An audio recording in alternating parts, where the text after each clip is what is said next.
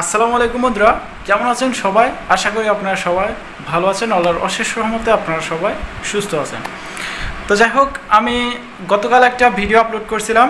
ওইখানে বলা হয়েছিল যে মানববন্ধন নিয়ে যে বিষয়টা, ভিডিও শেষে আমি কিছু কথা বলছিলাম। তো আজকে 7 তারিখ, আগামীকাল 8 তারিখ সকাল 8টা থেকে 8টা-9টার দিকে মানববন্ধন অলরেডি কিন্তু শুরু হয়ে যাবে।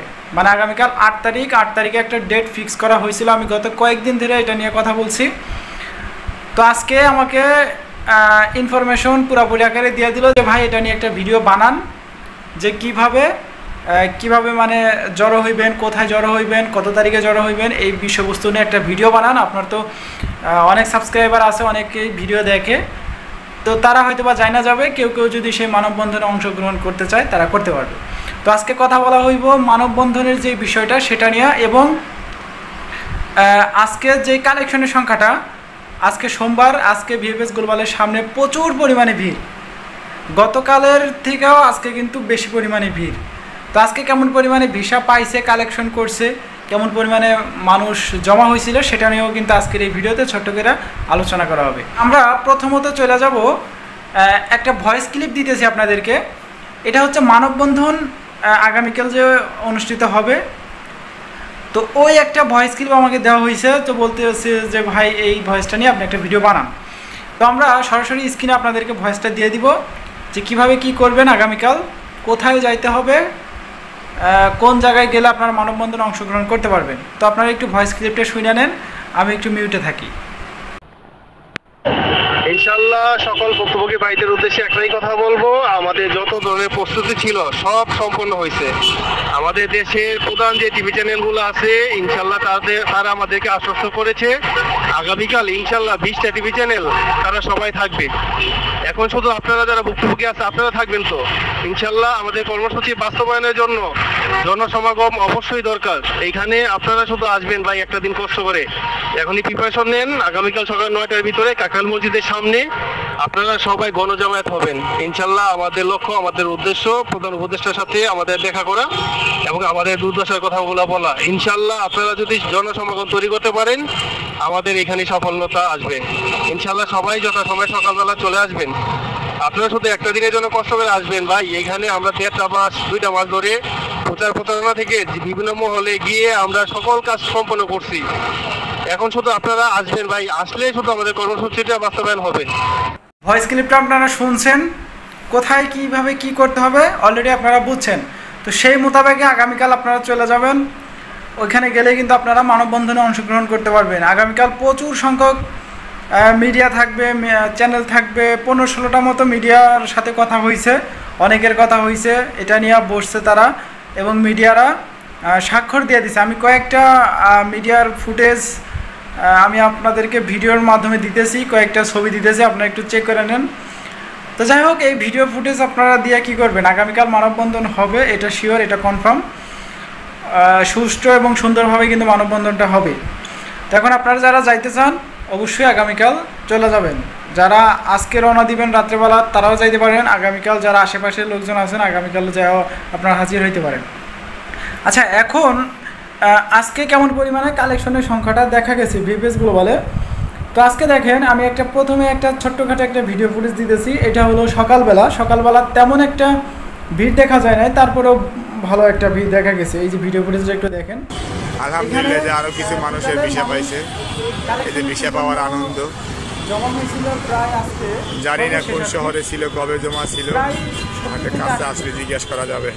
থেকে 80 জন একটা কালেকশনের, আল্লাহ সবার মনে আশা কালেকশনের জন্য জমা হয়েছিল। তো এর ভিতরে টোটালে ভিসা কালেকশন করে তারা ভিসা পাইছে, স্পন্সর কিছু পাইছে 2024 সালের প্রথম দিকে কিছু পাইছে, লাস্টের দিকে কিছু পাইছে, 2023 সালের নভেম্বর-ডিসেম্বরের কিছু পাইছে, 25 সালের খবর নাই, স্ক্যান কপির কিছু পাইছে। আর যারা রিটার্ন পাসপোর্ট পাওয়া ফেলছিল ওরা কিছু পাসপোর্ট আবারও এই জমার জন্য বলছে, তো ওরা পাইছে। আর কিছু পাসপোর্ট রিজেক্ট পাইছে, সেগুলো হচ্ছে আপনার আগস্ট মাস, 2023 সালে আগস্ট মাস। আমার সাথে যারা কানেক্ট আছে অনেকেরই রেডি ফর কালেকশন চলে আসতেছে, তো ওদের ডাইরেক্ট রেডি ফর কালেকশন দিয়ে দিতেছি। তো ওরা অলরেডি রিজেক্ট পাইছে, এটা খুবই দুঃখজনক বিষয়। আজকে আমাকে ফোন দিয়ে বলতেছে ভাই কি করব, আগস্ট মাসের এত তারিখে জমা দেওয়া ছিল, আজকে কালেকশন করে রিজেক্ট পাইলাম। আমাকে আমার পাসপোর্ট যে রিটার্ন দিয়েছিল পরবর্তীতে আর আমাকে জমা দেওয়ার জন্য ডাকে নেই। তো এটা খুবই একটা দুঃখজনক বিষয় যে পাসপোর্ট রিজেক্ট করে দিতেছে যারা 2023 সালে জমা করা ছিল, ওইগুলো বেশিরভাগই রিজেক্ট খাবে। আজকে 23 সালে নভেম্বর ডিসেম্বরের কিছু পাসপোর্ট ভিসা লাগছে, 2-4টা হয়তো বা হবে, এর বেশি হবে না। আর বাকি যারা গেছে সবই রিজেক্ট, এটা বলতেও খারাপ লাগতেছে। আচ্ছা, এখন একটু ফ্যামিলি ভিসা নিয়ে কথা বলা যাক। এই ফ্যামিলি ভিসা নিয়ে কথা বলা হয় না, আপনারা প্রচুর সংখ্যক কমেন্ট করেন এই ফ্যামিলি ভিসার বিষয় নিয়ে।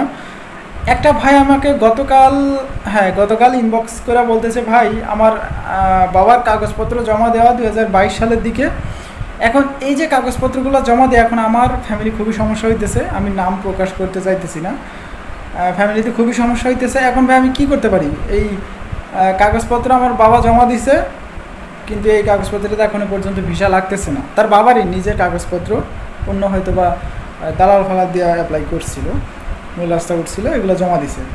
দেখেন ভাই, এই পাসপোর্টগুলো আপনার 2022 সালে যেহেতু আপনি জমা করছেন, 2022 সালের কাগজ অলরেডি অনেক পাসপোর্ট রিজেক্ট পাইছে। এখনও আছে কিছু কিছু পাসপোর্ট, হয়তোবা এই যে আন্দোলনটা হবে আগামীকাল, এর ভিতরে হয়তোবা যদি কিছু হবে, আর নয়তোবা সব রিজেক্ট করে দিবে। এখন আপনার যে পাসপোর্টগুলো রিটার্ন নিয়ে আসছেন, তো সেই পাসপোর্টগুলো বলতে পারেন যে এক প্রকার রিজেক্টের সম্ভাবনাই বেশি, কারণ যখন এই যে মানববন্ধনটা করা হবে গণহারে সব রিজেক্ট হওয়ার সম্ভাবনা বেশি। ভিসা লাগবে না, কারণ এত বছর হয়ে গেছে, ওই মালিকও ঠিক নয়, আপনাকে নিতেও চাইবে না, দেন দেখা গেছে ওগুলো রিজেক্টের কাতারেই বেশিরভাগ পড়বে।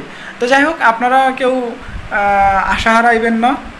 এই বর্তমানে এই 25 সালে যারা জমা করছেন এগুলোও আশা হারানোর দরকার নাই। অনেকেই ভিডিওতে বলে দেখি যে ভাই রিজেক্ট হবে পাসপোর্ট, এগুলো আর ভিসা লাগবে না।